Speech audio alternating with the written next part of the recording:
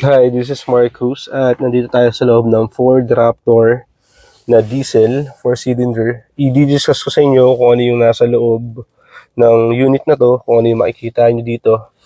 Syempre, nandito ako sa driver's seat.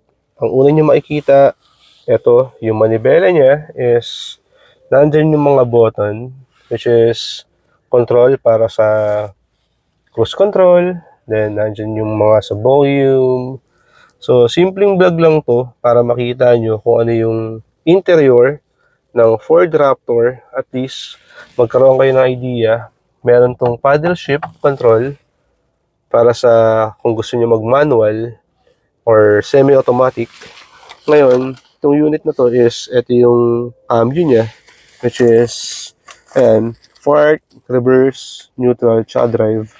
Kung gusto nyo mag-manual, meron siya dito. Pipindutin nyo lang yan para makontrol niyo yung paddle shifting. Then, meron siyang button dito. Actually, 2 high, 4 low, tsaka 4A.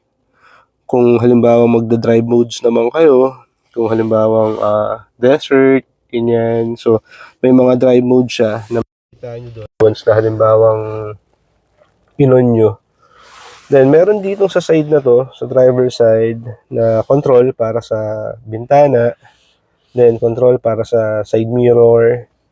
Then, dito siya lahat makikita. Then, dito sa bandang baba, makikita niyo yung control naman sa sa headlight, sa headlamp. Yan, nandiyan siya lahat. So, meron siya mga buttons para sa controls. So, ito is indicator niya yan. Ito kasi parang unlimited yung ikot nito eh. So, back and forth yan. Then, napupush din yung button na to. Itong manibela nito is tilt and telescopic. So, meaning, pwede nyo i-tilt. And then, telescopic. Nahihila, tapos naibabalik. Yan, then ilock nyo lang ulit. Then, yung pagbubukas ng trunk, dito. Yan, kung gusto nyo buksan yung trunk. Then, itong unit na to is naka-wireless charging na rin. Meron siya dito lagayan ng mga bottles or power. Meron din siya dito. Cup holder. Yan. So, itong video na to is para lang makita nyo yung inside ng Ford Raptor 2025 model. Tapos meron siya ditong mirror. Yan. Then, dito lagay ng salamin. Then, may mga button for auxiliary. Yan, button din dito para sa ilaw. Then, yung LCD niya na napakalaki at yung control ng aircon. Meron yan dito. Meron din yan sa infotainment niya na control para sa aircon. Then, glove box sa taas. Sa ibabaw meron. Then, meron din sa baba. Yan. Then, dito is meron din cup holder. Then, yung aircon vents niya dito sa passenger side. Siyempre, nandyan yung button para sa bintana. Then, lock, unlock, speakers. And meron siyang glove box dito sa baba. Okay. So, itong unit na to, ang upuan nito sa harap, passenger tsaka driver is naka-power na to, power seat. So, ipapakita ko sa inyo yung power seat niya.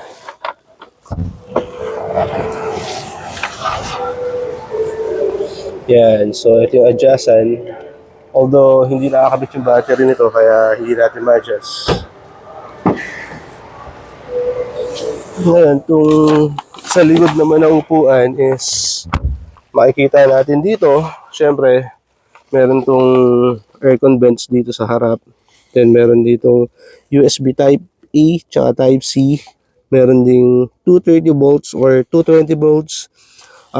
400 watts para sa outlet. Kung halimbawang may mga appliances kayo na at least 400 watts, pwede nyo isaksak dyan, pwede nyo magamit.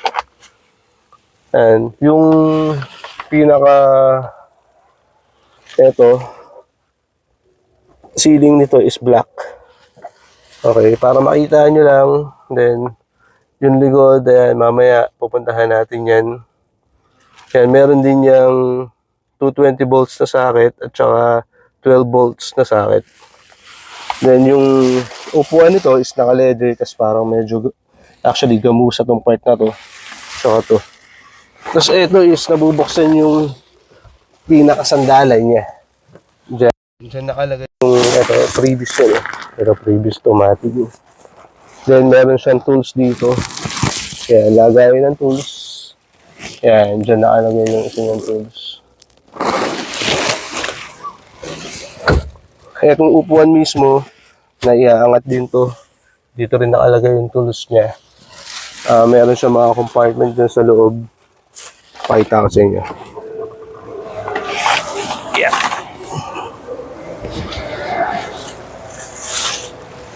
Ito yung pinaka... Yeah. Yeah. Yeah. Yan. So, meron siyang mga tools dito na nakalagay. Then compartment, meron din compartment doon. So Isofix, yan lagayan para sa car seat.